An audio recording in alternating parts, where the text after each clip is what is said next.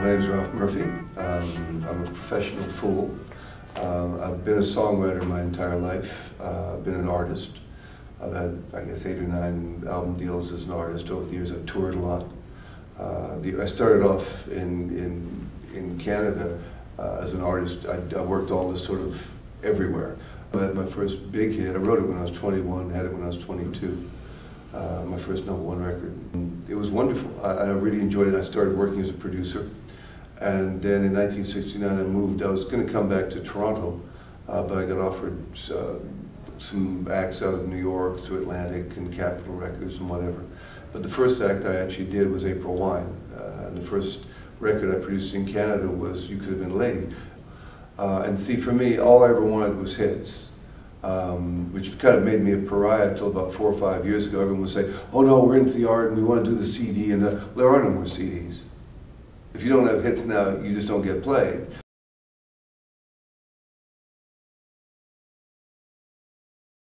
ASCAP, well, when they invited me to come and work at ASCAP 15 years ago, I originally turned it down. I said, what do you want me to do? And they said, well, just what you do.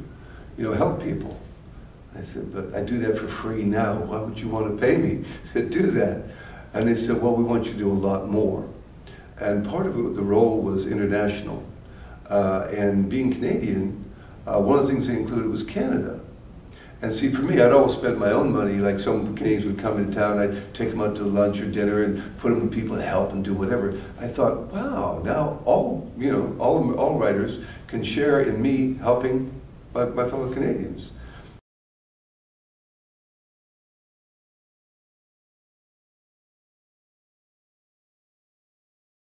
I was 1984. I went from there and I was president. I'd been president of the Recording Academy, NARIS, in Nashville. I was a national trustee. And then I was president of NSAI, I think it was 84, 85, I believe. Was the only all-songwriter group that looks after songwriter issues. When it comes to lobbying, to going to government and talking on behalf of songwriters, there is no conflict in any way. There's not a publisher. I mean, we are singer-writer publishers, yes, to a degree, and we have that thing where we're looking after our Life Plus 70 and we're copyright owners. But we have to inform each other. Knowledge is power. And you've got to remember what songwriters are. They're monumentally dysfunctional.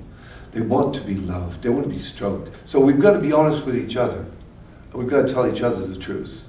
Not painful truths, but sort of think, you know, you might want to think about that. Or you might want to look at that contract again. I don't know whether I'd do that. And that's what NSAI is. It's a support group. Also to share information. Because you can't see your own song. Like, I could not critique my own song. I haven't got a clue. I have to go to someone I really trust, who I've known a long time, who knows craft and structure and blah, blah, blah, who'll go, that doesn't work, Ralph. I go, what? And the moment they point it out, I go, oh yeah, shoot, I didn't see that. There's so many writers that came through that program that go on to have hits. I mean, I remember Carolyn Dawn Johnson was in one of my classes when she first came down to Nashville. Great, wonderful singer-songwriters have come out of that whole system, have passed through it, and also will put back in, like the Craig Wisemans, the Rivers Rutherfords. There's so many of them will come back in and teach and help now, and put back into the system.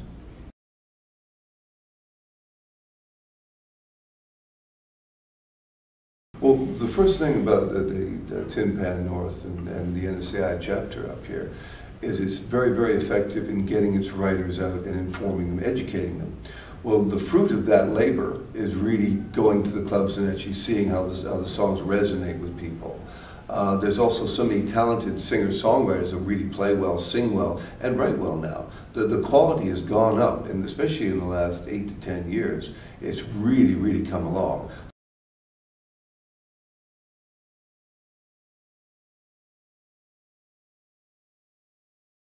Lisa McCallum and Madeline Sladeholm I've looked after them now for a while, and well, basically they're both my babies. What they kept doing was coming back and coming back.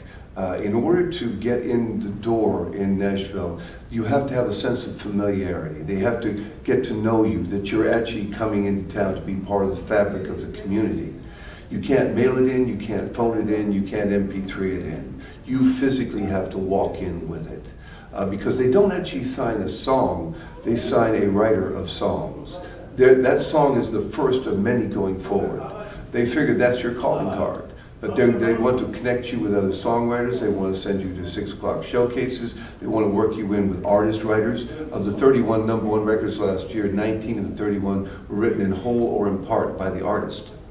So in a lot of cases now, they're finding a hot young artist and then stapling all these wonderful writers to that human being. Which actually, say if you're a singer-songwriter and you have a big hit with an artist-writer, you have cachet. Suddenly it makes you look like you know something. So if you're signed as an artist, you're more attractive to a label because you can write them as well as sing them. So it doubles your opportunity for success. So both of those are wonderfully talented. Both Lisa and Madeline are wonderfully talented people who perform as well. So if they co-write a song that gets cut by Reba, suddenly they're going to look doubly hot. They're also going to be recognized as part of the community. They're also building opportunities for co-writes because personality is a huge factor.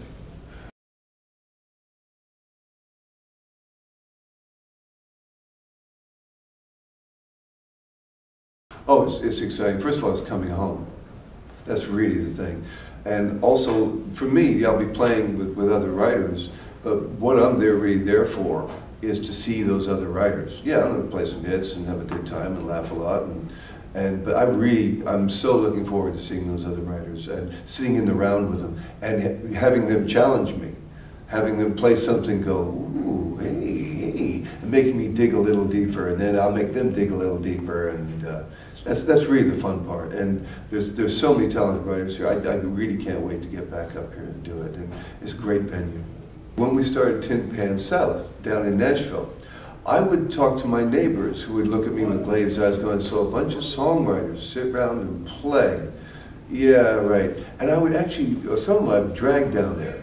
Once they come once, they're addicts. They can't wait to come back again. It's once you see it, you go, oh yeah, it is such a unique experience. There's nothing like it. And you can't really get it anywhere else. You couldn't find it in some small town. You couldn't find it almost in any other city. It's almost never done in London or Paris or Rome. They don't have that. It is such a unique experience and it's such fun. It's such fun because it's interactive. The listener feels like they're part of the show. They're being invited in. They're being looked at by the writer of the work, who's playing for them, the creator of the work.